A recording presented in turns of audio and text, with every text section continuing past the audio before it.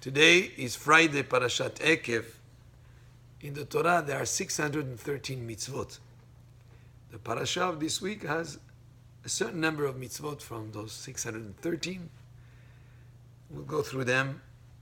The mitzvot that are mentioned in the Parashah, one of them is Lo tachmod kesef vezahav alehem velakach talach. It's a mitzvah not to benefit from any part of the idol. Let's say if there's an idol, it has jewelry on it, has been used as in idolatry, you cannot benefit from that jewelry, from that covering of the metal covering of the idol, or whatever part of the idol is. The other mitzvah, the pasuk says, "Velo tavi to'eva el betecha," and this is a mitzvah not to benefit from anything that is, let's say, offered to avodah zarah. Fruits were offered as a offering to a statue. You cannot take that fruits and benefit from it. Next mitzvah in the Parashah is the mitzvah where we get the mitzvah from the Torah of doing Birkat Mazon, of saying Birkat Mazon. The Pasuk says, Ve'achalta ve'savata u'berachta et Hashem Elokecha. When you eat and you're satisfied and you bless Hashem, your God. This mitzvah is when we eat a meal, when there is bread involved. But let's say if you had a certain quantity of pizza or cake, made from grain, so you also a certain quantity, but in bread, when we have a bread together with a meal, we say Birkat Mazon, and this mitzvah is, interestingly, we say specifically on bread, and many other foods that we eat don't involve as much preparation as bread, because bread, let's say you have wheat, you plant the seeds of wheat, then you go into water them, you harvest them, then you have to thresh the wheat to separate the chaff from the grain, then you have to take the grain and make it into flour, to grind it into flour, and then afterwards you have to make sure that you separate the flour from any thing that is mixed with it, then you have to make water, and you have to knead and put some yeast, and then have the bread rise, and then you put it in the oven. You know, there's a lot of preparation involved. It's not like a fruit that you just pick off the tree and eat immediately. And even that thing that involves so much preparation, on that we have to recognize that it's all from Hashem, and that's why we say a blessing on bread. And bread is a staple that goes with a meal, and therefore the mitzvah of saying Birkat Mazon is applicable to every person when you have a meal to say Birkat Mazon, and that's a mitzvah from the Torah, from this Parashah. The next mitzvah in this parasha is to love the ger, the convert. Of course, we are a religion that does not proselytize. We don't go out there and seek converts.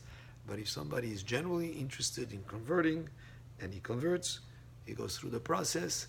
Once he's a convert, you have a mitzvah to love him. The pasuk says in this parasha, "Va'ahavtem et hager," and you shall love the convert. The genuine convert is someone that we accept him with open arms once he's part of us, and we actually have an extra mitzvah to love him, not just like Ve'ahavta l'reacha kamocha, you have a mitzvah to love every fellow Jew, but in a ger there are extra mitzvot in terms of how you relate to him. The next mitzvah in this parasha, it says that Hashem Elokecha tira. You shall have fear, awe from Hashem. It's a mitzvah to have yirat shamayim. Another mitzvah in this parasha, otot ta'avod, is a mitzvah to pray every day to Hashem. In other words, even if you don't pray the three prayers, shachrit, mincha, arvit, or ladies that don't have the obligation to pray like the men, they should at least once a day serve Hashem with their heart. It's avodah, la'avod is to serve with what? With the heart. That's the prayer. And prayer typically is praising Hashem, having a request from Him, and then thanking Him.